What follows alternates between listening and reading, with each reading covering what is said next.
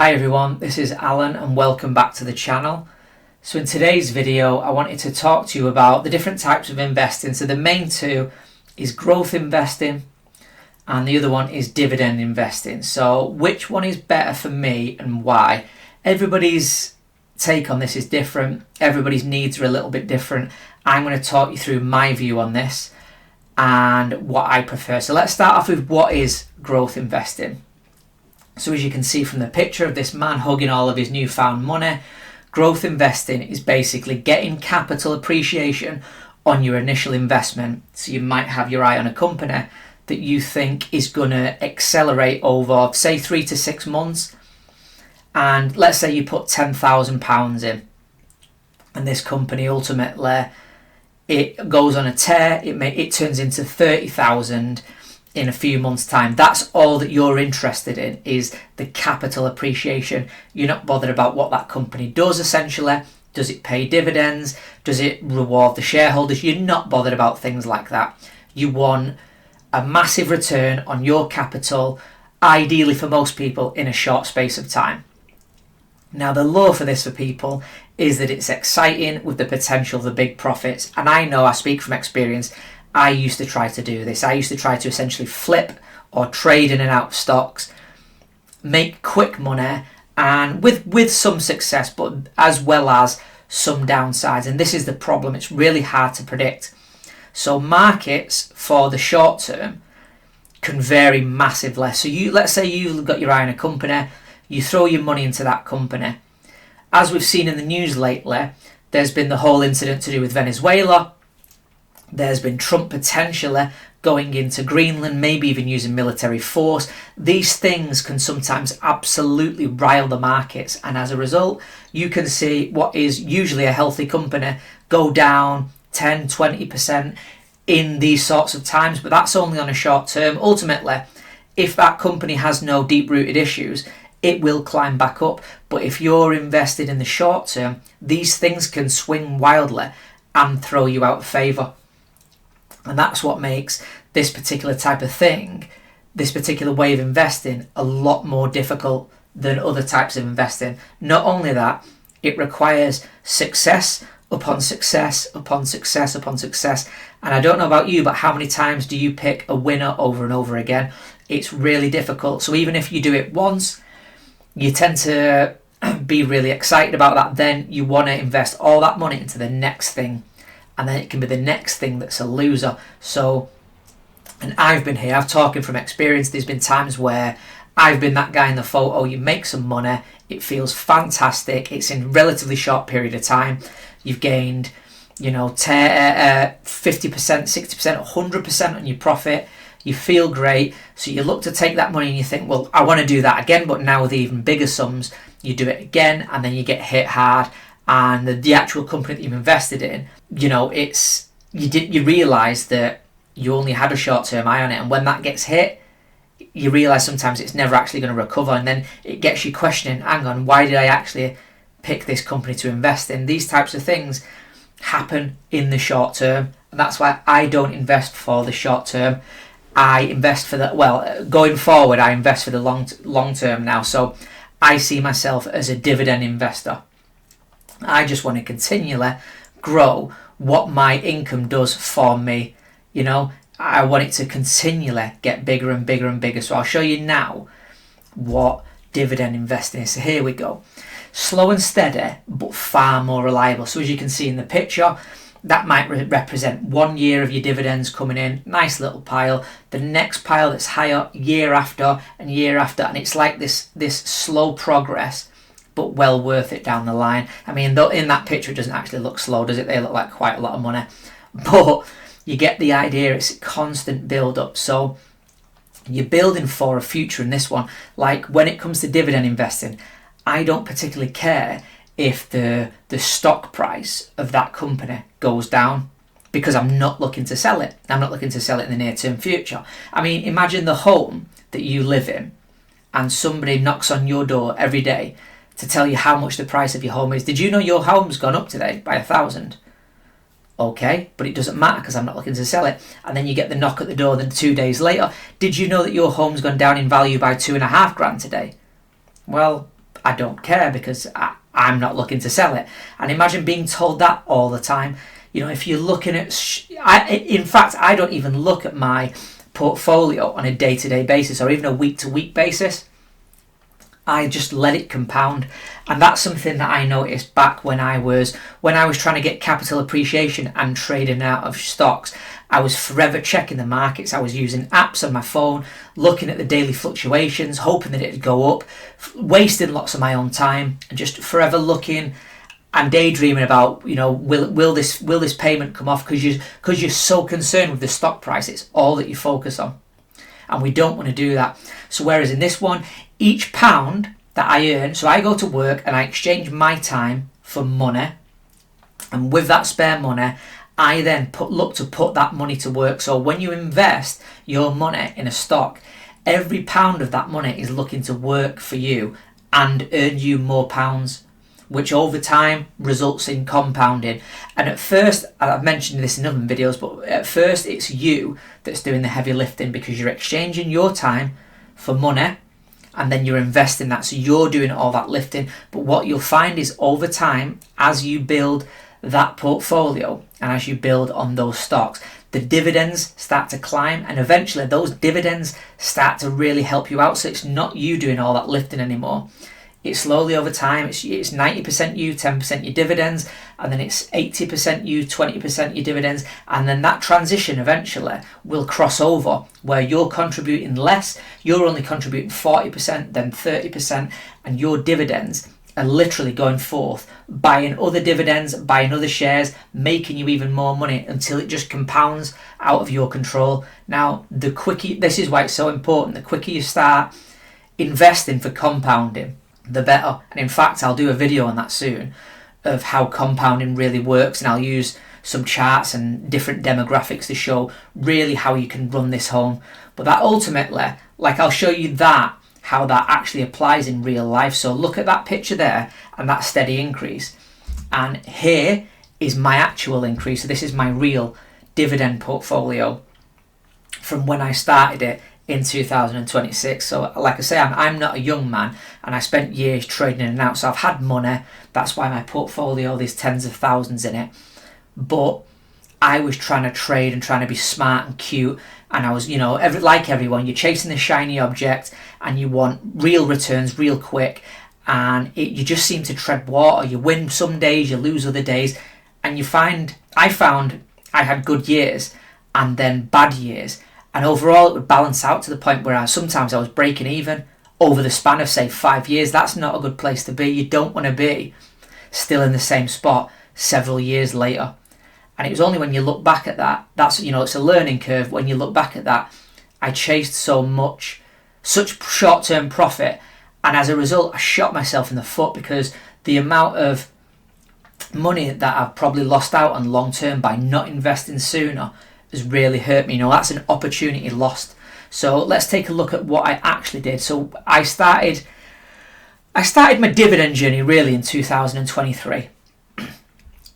And over the time, as you can see there, it was only a small amount. So I was investing away, and over the span of that entire year, I only earned £221.63. And again, if you were to tell the person on the street about that, they'd laugh in your face, you know.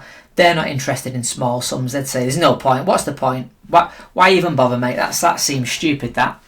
But with consistent effort, I continued on. 2024, £1,139.35. Bit more respectable.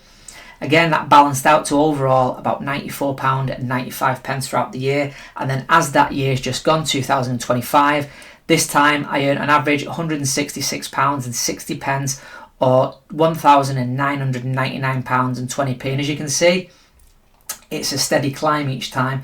Steady. Slow and steady wins the race. Eventually, over time, as the years go on, you will see this like stair steps just continually go up, and you'll see this list laid out here with greater and greater and greater sums, until eventually I'm telling you a story probably around about here where all of this money now surpasses all of my outgoings, and my life is essentially taken care of via dividend payments. And that is the goal, you know, to become completely financially independent. It's like that old thing, FIRE, financial independence, retire early. That's exactly what I'm about.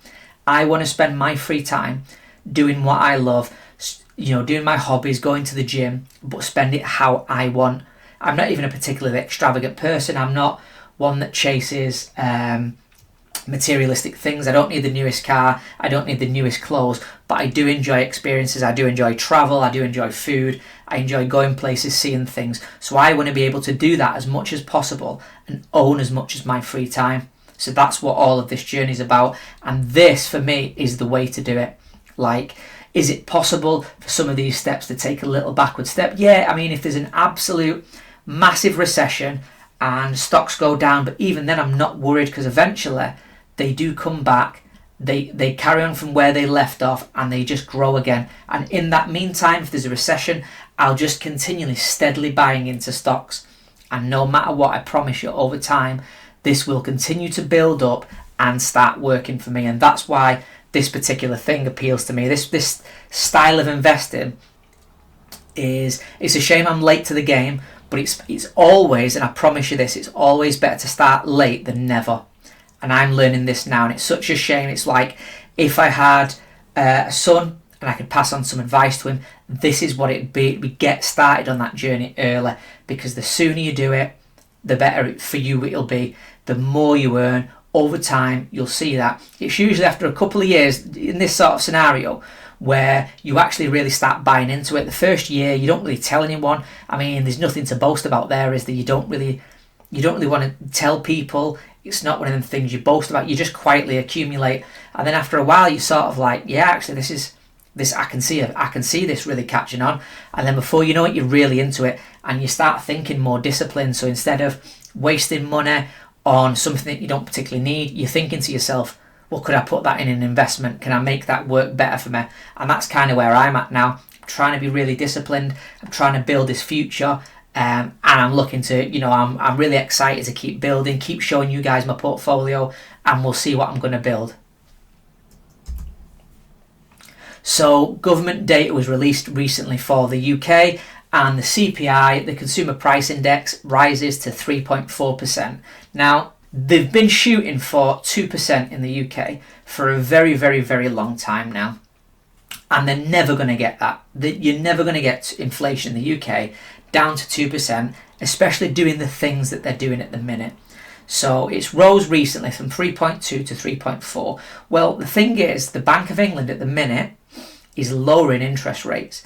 And when you lower interest rates, that stimulates lending and the growth of money. So when there's more money in the economy tends to overheat. It's what brings inflation. More money in the system brings it in. Less money will lower it. It's as simple as that. So as they do that, they're going to keep making inflation rise. In fact, all Western governments now are kind of in the same boat. They've binged so much and they've printed so much money. We are now in for decades of inflation. Now, to put this into perspective and to really run this home, I will show you a chart on America. So this is the staggering pace of new debt, right? Look at this here. So from the 1800s, or just before it, it took America 215 years for the total US debt to reach 7 trillion. So all that time, it's virtually flat line. If you were to zoom in on that flat black line at the bottom there are tiny fluctuations in it. It was always extremely low. And if you look, it only raised there slightly after 1940s. That's as a result of World War II. But when it really starts to take off is from 1971. That's the point in which the gold window was taken away and it was replaced with nothing. So once that was taken away, which meant money was tied to a hard asset, once money is basically at the discretion of people are emotional and they will print and print and print, and that's exactly what we saw. So from this point onwards here, you can see the trajectory and where this has gone, and that is parabolic. So the US has added $7 trillion just from March 2023 through to June. So in 2 years there, just that period, it's added the same as all of that period. You don't have to be a genius. You don't even have to understand charts to know that this cycle is completely unsustainable. And the reason that that chart looks like this is all Western governments have devalued their currencies now to the point where they are, for all intensive purposes, worthless. So the only thing that Western governments can do now is to print excess money, create inflation, and then you get burnt by it. So the idea is all this debt and all this largesse from the government, you're going to pay for it. They're going to create wave after wave of inflation that you will struggle to keep up with, and that means you will pay for their debt. So all their social programs, all their military spending, all their silly schemes and pranks and waste of money that they've done, all that wasted expenditure, you are liable for. Then you're going to pay for it, whether you like it or not. There are only really two solutions, right? And one is so unpalatable, people couldn't think of it. And that is to vote somebody in who's very, very extreme and essentially goes, we need to destroy most of the welfare in the Western Hemisphere, including pensions, this, that and the other. We need to cut back. We need to strip. And people don't want to hear that. People don't want to hear that. For so long now, there have been generations built on welfare. The idea of benefits and free money and free services, and the idea of having those taken away would make people riot in the streets. So governments really, like if you had a politician, two politicians, and one is offering you hard times in the next 10 years, but he's going to look to get this condition back under control, we're going to get debts down, but in reality we have to make so many cuts to your pensions, to welfare, to healthcare system, to schools. We're really going to have to tighten our belts. We're going to have to maybe raise interest rates. We're going to have to do X, Y and Z. Your house price might go down as a result of it. You know, all these types of things. And then the politician B says, no, we don't. I'll just give you all free money. Well, free money will solve this. People will go for the free money. They always do. It's sad but true. Nobody likes short-term pain for long-term gain. They all want easy street. Easy street is like a dopamine hit. People love it, and as a result, this is why we're in the trouble that we're in. So what I'm predicting is decades of inflation and high inflation. We already know that they fudge the numbers. There's no way in, say, the UK, inflation is at 3% or 3.5%. You would have to be really crazy or drinking the Kool-Aid to think that the government is operating on a 3.5% inflation. Go out, look at your shopping. Everybody complains about their shopping every single day. It's just one of them things. People complain about the prices of everything. There's no way things are going up at 3%. It's more likely 15% a year. 10-15% is what you're being burnt by. Your staple food's going up. Your staple meats are going up. Your house insurance is going up. Your electricity bills have gone up. The UK has some of the highest electricity bills in the Western world. We're beating everyone for that. Why? Because we live like crazy people. We just don't invest in cheap energy and the things that get society moving. We're very much now in a far left government, which means they want to tax everybody into oblivion and then they decide what's best for your money and how to spend it. And of course, a Labour government always wastes your money. So we're really struggling in all of nations. So this is particularly for the US, this particular slide, but it represents pretty much the majority of the Western nations as they stand.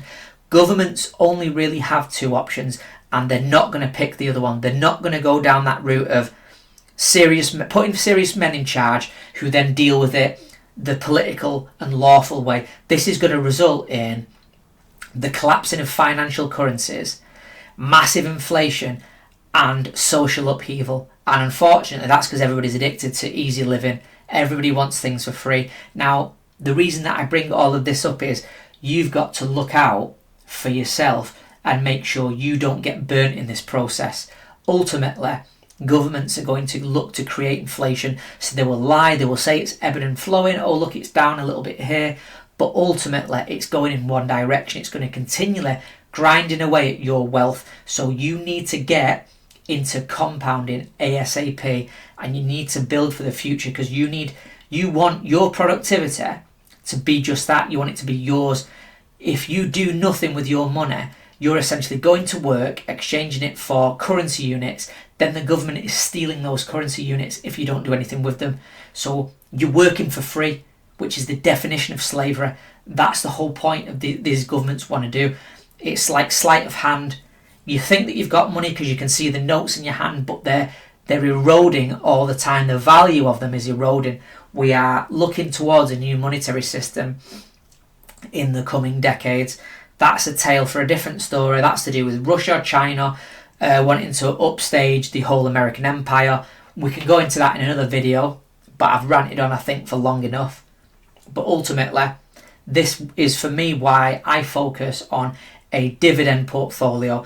I'm interested in constant sustainable growth, and not only that, I don't want to exchange my labour forever. Eventually, I want my money to continually do the heavy lifting for me and build a better future for me. And that's exactly what you should want. So, like I say, it's not for everyone. Everyone can choose the right path for them. But for me, I'm letting you know why I think that dividend investing is the path for me going forward. Anyway, guys, thank you for watching. I hope you appreciate the video. If you do, please like, share and subscribe. And I will see you in the next video.